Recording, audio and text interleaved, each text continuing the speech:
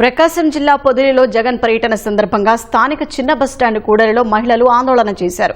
మహిళలను కించపరిచిన వారిని సమర్థించిన జగన్ క్షమాపణలు చెప్పాలని డిమాండ్ చేశారు. ప్లకార్డులు, నల్ల బెలూన్లు చేత పట్టుకుని నినాదాలు చేస్తూ నిరసన తెలిపారు. మహిళలను కించపరిచిన వారిని జగన్ సమర్థించడంపై ఆవేదన వ్యక్తం చేశారు. ఈ సమయంలో మహిళలపై వైకాపా శ్రేణులు రాళ్లు రువ్వారు. ఈ ఘటనలో పలువురు మహిళలకు గాయాలయ్యాయి.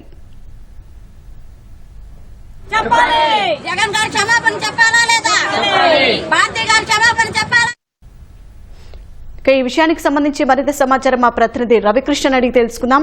రవికృష్ణ, మహిళలపై వైసీపీ శ్రేణులు రాళ్లు రువ్విన అంశానికి సంబంధించిన వివరాలేంటి?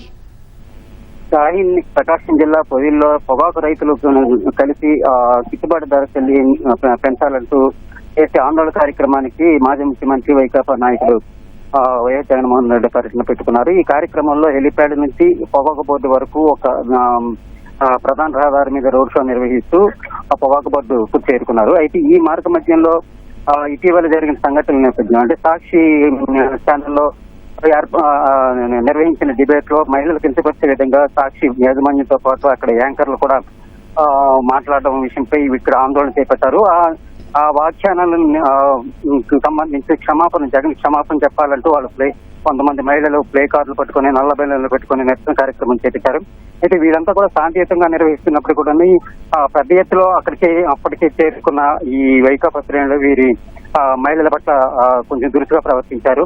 వాళ్ళపై చెప్పులు, రాళ్లు విసరడం జరిగింది. దీంతో అక్కడ నిరసన చేస్తున్న పలువురు మహిళలకి కొంతమందికి గాయాలయ్యాయి.